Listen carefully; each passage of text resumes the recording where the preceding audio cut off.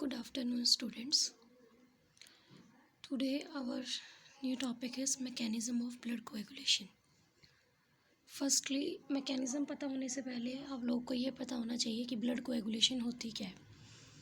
Blood coagulation means blood clot का बनना, ठीक है। ब्लड क्लॉट कब बनता है? जब जैसे मतलब हमारे बॉडी पे कहीं पे चोट लगी है, उससे ब्लड निकल रहा है, तो जैसे एयर के कांटेक्ट में आता है जो ब्लड है वो हमारा फ्लूइड फॉर्म से जेल फॉर्म में कन्वर्ट हो जाता है। उसी को हम ब्लड क्लॉट या ब्लड क्लॉटिंग या ब्लड कोएगुलेशन बोलते हैं। तो मैकेनिज़्म हमने यहाँ पे डिस्कस करना है। दो साइंटिस्ट हैं, बिग्स और मैकफार्लोन, 1966 में। इन साइंटिस्ट के अकॉर्डिंग जो ब्लड क्लॉटिंग है वो एक कैस्केड मैकेनिज़्म है। What is the meaning of cascade mechanism? मतलब चेन रिएक्शन है जिसके अंदर हर स्टेप पे मल्टीप्लिकेशन हो जाता है।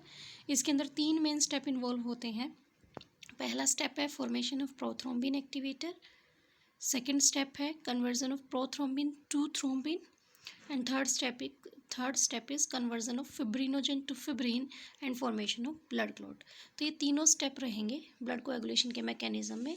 वन बाय वन हम इन तीनों स्टेप्स को डिस्कस करेंगे। सबसे पहला स्टेप है हमारा फॉर्मेशन ऑफ प्रोथ्रोम्बिन एक्टिवेटर। तो first step is formation of prothrombin activator. Prothrombin activator की फॉर्मेशन कैसे होती है?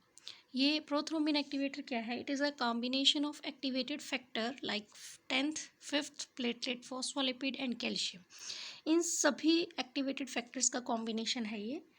10th ए जो है ये फंडामेंटल एजेंट है और बाकी जो यहाँ पे रहेंगे वो को फैक्टर की तरह काम करेंगे। मतलब 5th प्लेटलेट, फॉस्फोलिपिड, कैल्शियम, ये सारे को फैक्टर की तरह काम करेंगे। और ये जो प्रोथ्रोम्बिन एक्टिवेटर है दो तरीके से बन सकता है।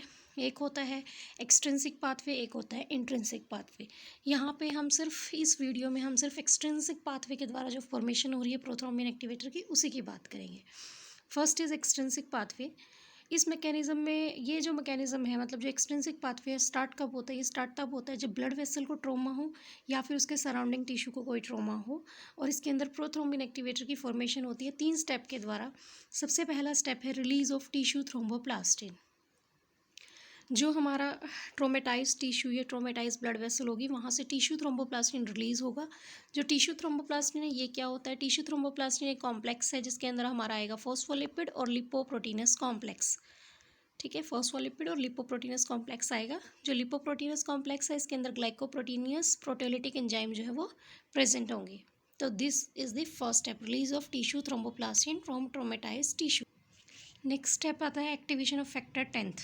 अभी हमने पीछे कि हमारा जो टिश्यू थ्रोम्बोप्लास्टिन है वो एक कॉम्प्लेक्स है जिसके अंदर फॉस्फोलिपिड और लिपोप्रोटीनस कॉम्प्लेक्स आते हैं। एक्टिवेशन ऑफ फैक्टर 10th, जो लिपोप्रोटीन कॉम्प्लेक्स था वो कंबाइन कर जाएगा ब्लड कोएगुलेशन फैक्टर 7th के साथ और एक्टिवेट कर देगा फैक्टर 10th को फॉस्फोलिपिड और कैल्शियम आयन की प्रेजेंस में। तो फैक्टर 10th जो है यहाँ पे एक्टिवेट हो जाएगा। नेक्स्ट थर्ड स्टेप है फॉर्मेशन ऑफ प्रोथ्रोम्बिन एक्टिवेटर। जो एक्टिवेटेड फैक्टर 10th है, मतलब जो 10th फैक्टर एक्टिवेट हुआ था वो ज्वाइन कर जाएगा टिश्यू फॉस्फोलिपिड के साथ और फैक्टर 5th के साथ, और इन दोनों के साथ मिलकर एक कॉम्प्लेक्स बना देगा। उसी कॉम्प्लेक्स को हम बोलेंगे प्रोथ्रोम्बिन एक्टिवेटर।